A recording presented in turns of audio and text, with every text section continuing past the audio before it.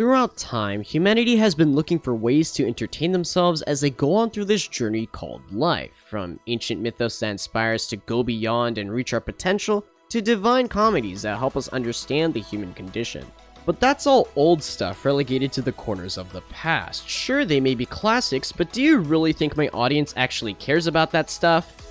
Probably, but that's not the point. The point I'm making here is, what about the new stuff? With advances in modern technology, along with a smidge of creativity or craziness depending on who you ask, our entertainment options have expanded, leading us to wonder, what's next? Will it keep up with the biggest beast of all, the times, or do the memes end here? Metal Gear references aside, I think it's about time we talk about this new game on the block called Chrono Circle. Cue the music!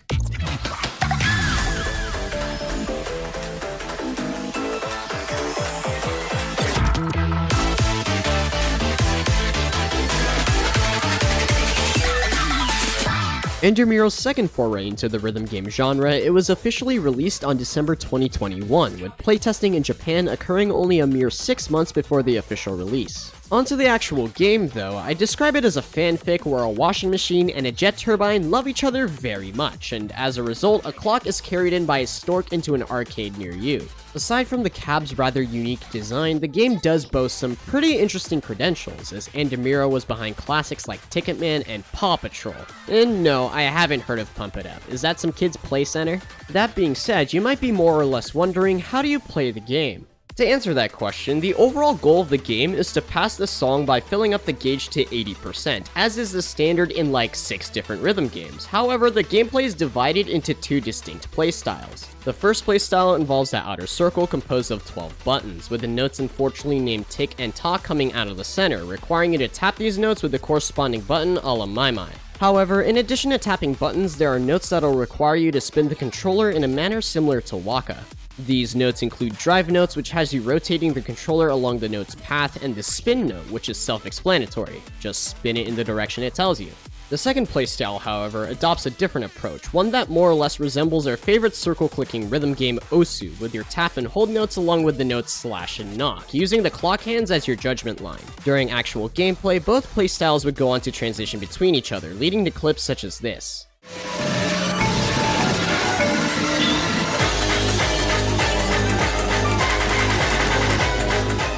With the core gameplay down pat, the game features your standard set of modifications, like note speed, or as they like to call it, circle velocity for whatever reason, along with background darkness, timing adjustment, hit sound volume, yada yada yada. I've said this before. Although they do have an interesting setting where you can make the stage rumble, which isn't that helpful in any way, shape, or form, but I still find it pretty cool and unique. Though as for why would anyone in their right mind would give this game a shot, it's cause it's kind of fun.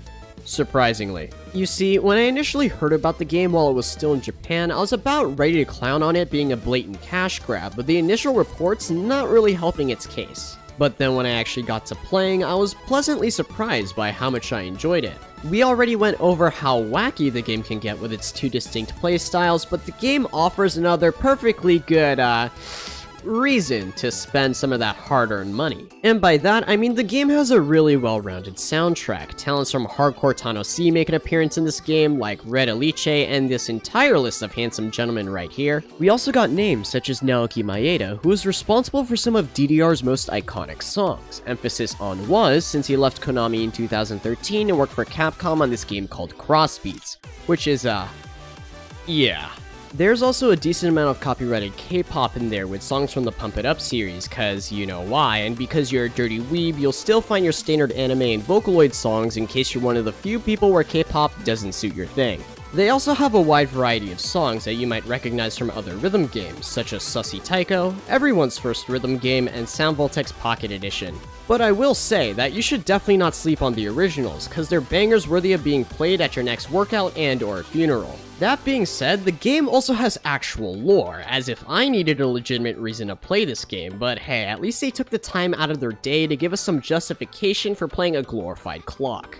Now, is it gonna make it to my favorite rhythm games list? No, not even close. It wouldn't appeal to me as much as Dance Rush or Pump It Up, and the gameplay isn't as refined when compared to My My or Waka. Yet for all its jank and slightly steeper learning curve, once you look past those, I think you'll find a charming game that you'll just find yourself playing whenever your main game is currently occupied, dead, only in Japan, or simply looking for a change of pace. Not to mention, because the game's development is headed by Andamiro, unlike insert X Japanese company here, they tend to be a lot less stingy when it comes to updates, along with none of that pesky region locking. Thus, Americans are able to enjoy the latest of what this game has to offer, while Konmai still keeps refusing to officially release DDR Ace 3 at my local Dave & Buster's. Although if you live in Europe, prepare to get shafted yet again, as due to a deal made by Andamiro and a certain Japanese arcade chain, the game was not available at any place that did not go by the words round and one. Which is why we are only now starting to find some cabinets being playtested in Korea. Ironic, considering the whole deal of Andamiro is that they're a Korean company.